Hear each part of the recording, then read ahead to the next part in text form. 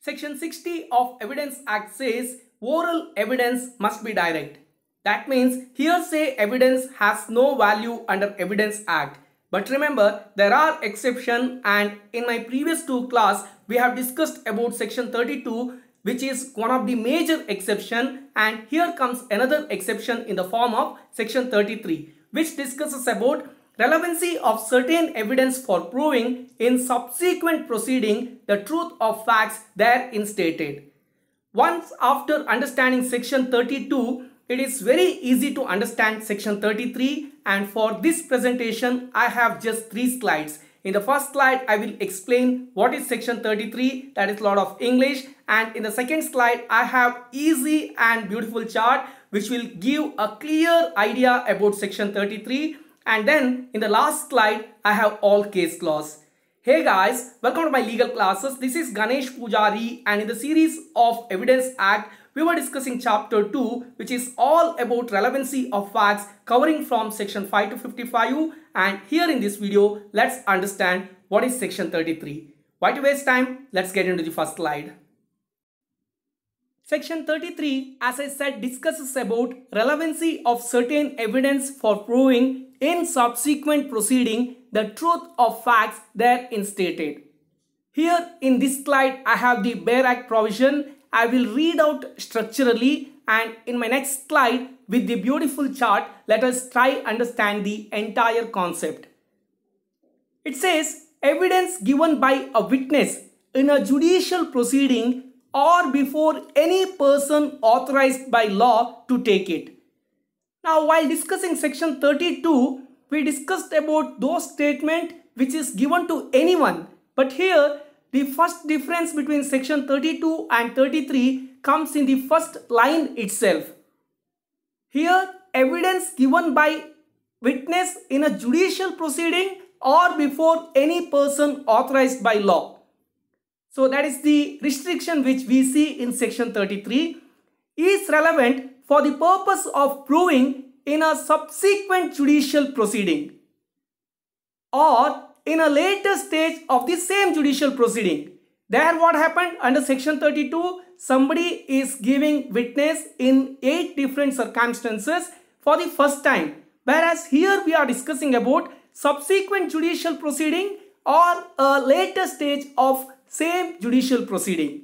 So that is the second difference you can see. And the truth of the facts which is states when the witness is dead, yes, we have seen this in section 32 also, cannot be found, that means missing, which is available in section 32 also.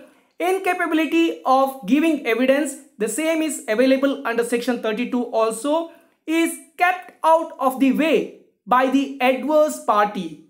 This is again was missing in section 32, but a new provision coming in section 33. And then if his presence cannot be obtained without amount of delay or expense which under the circumstances of the case the court considers unreasonable. So reasonability which was available under section 32 also. That way under section 32 in the definition we have seen 4 important aspects. One, witness is dead. Second one, witness cannot be found. Third one, incapability. Fourth one, unreasonable. Whereas here we are seeing one more aspect, that is the witness is kept out of the way by the adverse party in the subsequent judicial proceeding or the later stage of a same judicial proceeding. If any of these 5 happens, the previous statement which was given by the witness in a judicial proceeding or before any person authorized will be considered as relevant. As easy as that. But then before concluding, there are 3 important conditions we need to see through. That is that the proceeding was between the same parties or their representative in interest. So whatever previous proceeding has happened, it should be between the same party or the representative of such party. Second one, that the adverse party in the first proceeding had the right and opportunity to cross-examine.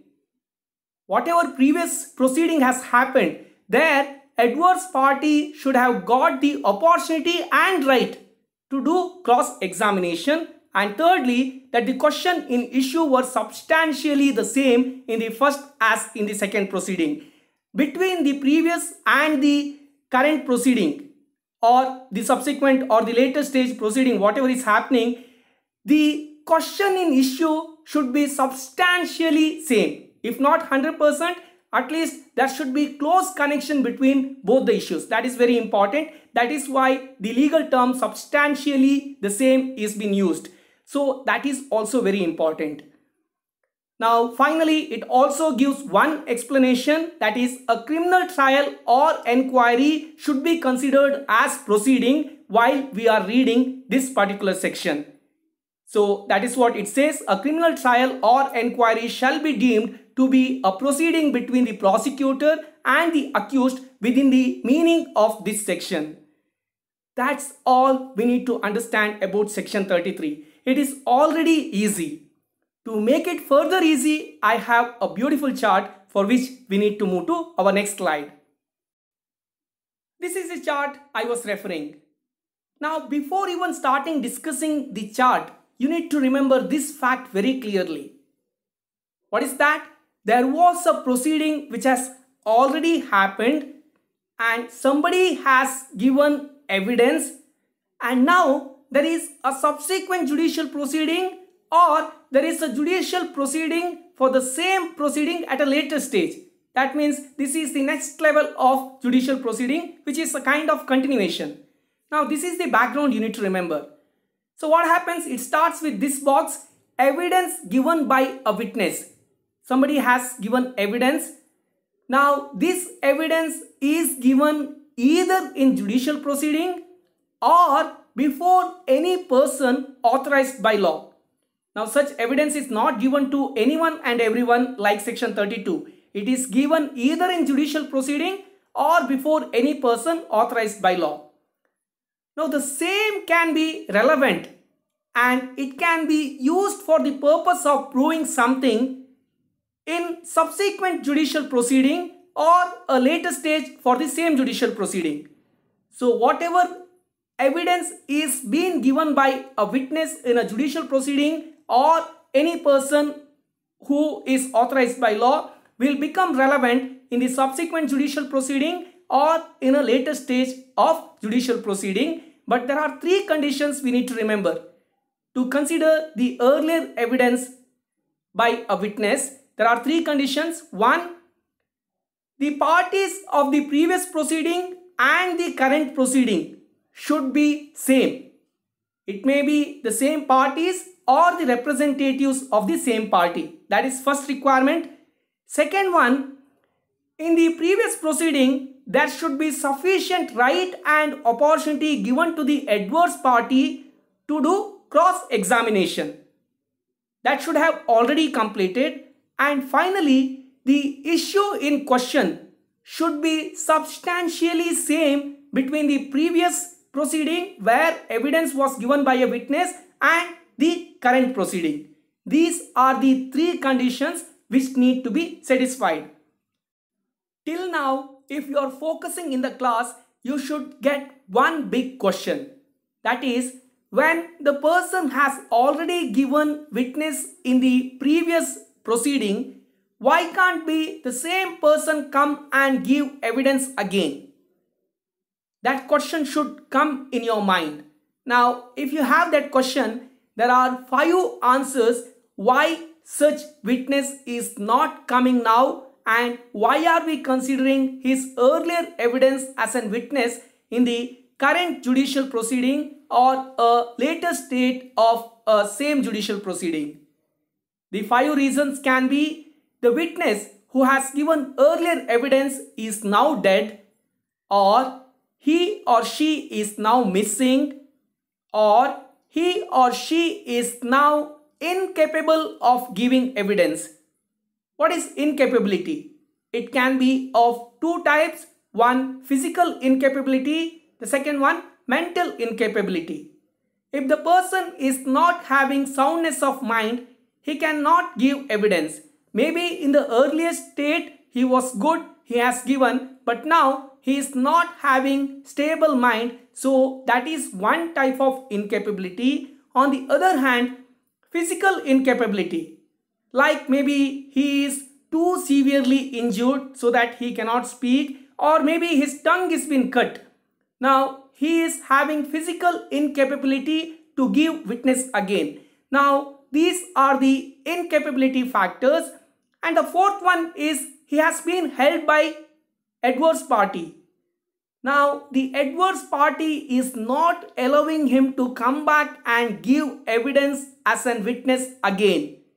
Now that can also be a reason. So he is held back by an adverse party is one another reason. And finally, it is unreasonable to call him to give evidence as per the opinion of court, considering the cost involved or the time factor involved or the distance factor involved. Like for example, imagine a case is running in India, somebody is in USA. If you are calling him now, maybe it will take a lot of time. The person who is coming need a lot of money also, and the distance factor is also there. Now that is why he or she may not be able to come back again and give evidence as a witness. In such case, the previous evidence, whatever is given, will be considered. That's all you need to know about section 33. I don't think anything can go easier than this. One another aspect you need to remember is proceeding here includes a criminal trial as well as inquiry which is happening between a prosecutor and an accused. That is one another important aspect you need to remember. At the same time, remember this fact that if an evidence is given by a witness in front of any person who is authorized by law or in a judicial proceeding, and if it was a criminal proceeding, and if the subsequent judicial proceeding or a later stage of judicial proceeding, if it is connected to even civil proceeding also, the previous evidence given by a witness will be considered. That is what discussed under Emperor versus Muhammad Yusuf 1932 case law. So it can be first criminal proceeding and then in civil proceeding, or vice versa. Maybe started in civil proceeding, ending in criminal proceeding also. That is very important and interesting aspect we should know. Now let's move to few other case laws. The first case law is related to incapability of the witness, which was discussed in Kulbhushan Sharma versus State, where it was held that if the party says that the witness is incapable, the same must be proved by the one who is claiming that the party is not having capacity or which is claiming incapability. That is what held in Kulbhushan Sharma versus State. The second case law is about missing, that is Darshan Singh versus Sohanjit Singh. It was held that if the party is saying that the party which has to come and give witness again is missing, and if there are no FIR made for the same, then that cannot be claimed. Now here in the case law it was said that the party has put advertisement in newspaper about missing case, but that is not considered by court. Court said if the person is missing, there should be FIR available, which will be considered as relevant. We are discussing about right and opportunity about cross-examination in the previous proceeding.